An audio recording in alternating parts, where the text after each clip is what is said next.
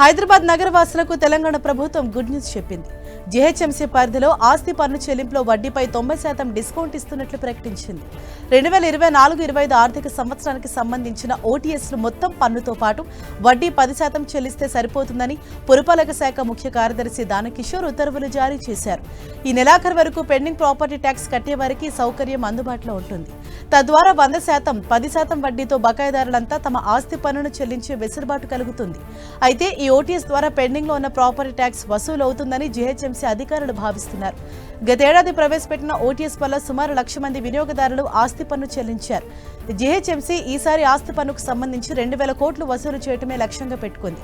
ప్రభుత్వం ఓటీఎస్ కు అంగీకరించడంతో ఆశించిన స్థాయిలో పన్నులు వసూలవుతాయని భావిస్తోంది.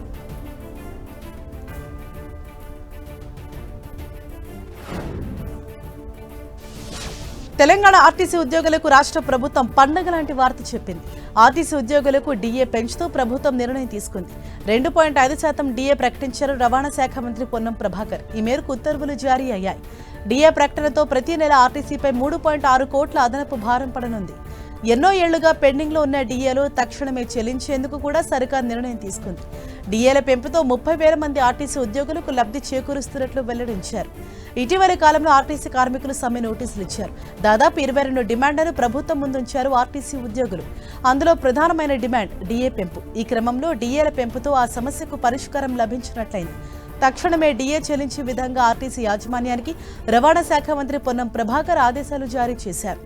దాదాపు ఎన్నో ఏళ్లుగా డీఏలు పెంచాలనే ప్రతిపాదనలు ఉన్నాయి. డీఏలు పెంచకపోవడంతో ఆర్టీసీ ఉద్యోగులు వారికొచ్చే చాలీచారణ జీతాలతో ఇబ్బందులు ఎదుర్కొంటున్నారని కార్మిక సంఘాల నేతలు నిత్యం ఆందోళన చేసిన పరిస్థితి. ఈ క్రమంలో ఎట్టకేలకు ప్రభుత్వం 2.5% డీఏను పెంచుతూ నిర్ణయం తీసుకోవడంతో ఆర్టీసీ ఉద్యోగులు ఆనందం వ్యక్తం చేస్తున్నారు.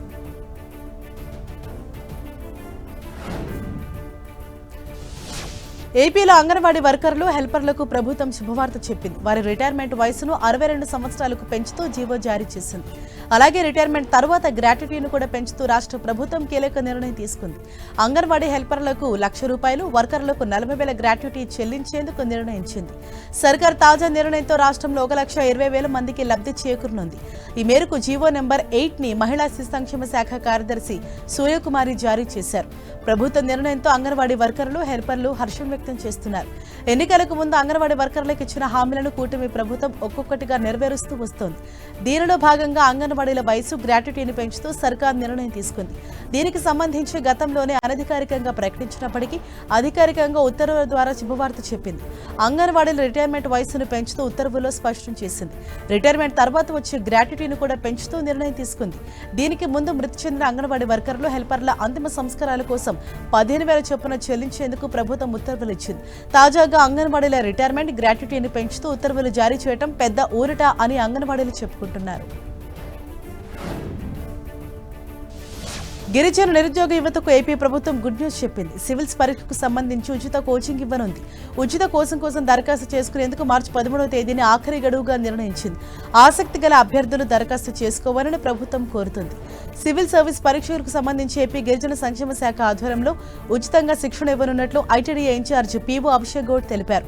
రాష్ట్ర ప్రభుత్వ ఆదేశాల మేరకు విశాఖపట్నం జిల్లా వేపకుంట యూత్ ట్రైనింగ్ సెంటర్లో శిక్షణ అందిస్తామని వెల్లడించారు. డిగ్రీ ఉత్తీర్ణులైన ఆసక్తి గల యువత ఈ నెల 13వ తేదీలోపు దరఖాస్తు చేసుకోవాలని కోరారు. పాడేరు, సీతంపేట, పార్వతీపురం, రంపచోడవరం, కోట రామచంద్రవరం, చింతూరు, నెల్లూరు, శ్రీశైలంలోని ఐటీడీఏ కార్యాలయాల్లో దరఖాస్తు ఫారాలు అందుబాటులో ఉంటాయని తెలిపారు. దీనికి సంబంధించి స్క్రీనింగ్ టెస్ట్ ఉంటుందని, మార్చి 14, 15 తేదీల్లో హాల్ టికెట్లను జారీ చేస్తామని ఏపీ గిరిజన సంక్షేమ శాఖ వెల్లడించింది. 16న స్క్రీనింగ్ టెస్ట్ నిర్వహించనుంది. మొదటి స్క్రీనింగ్ టెస్టులో అర్హత సాధించిన అభ్యర్థులకు ఈ నెల 20 నుంచి 22 వరకు రెండో స్క్రీనింగ్ టెస్ట్ కోసం హాల్ టికెట్లను జారీ చేయనుంది. ఐటీడీఏల పరిధిలో డిగ్రీ ఉత్తీర్ణులైన గిరిజన యువత ఈ అవకాశాన్ని సద్వినియోగం చేసుకోవాలని కోరారు. అనుభవజ్ఞులైన ఫ్యాకల్టీలతో శిక్షణ ఉంటుందని, శిక్షణ సమయంలో వసతి, భోజన సదుపాయం కల్పించనుంది.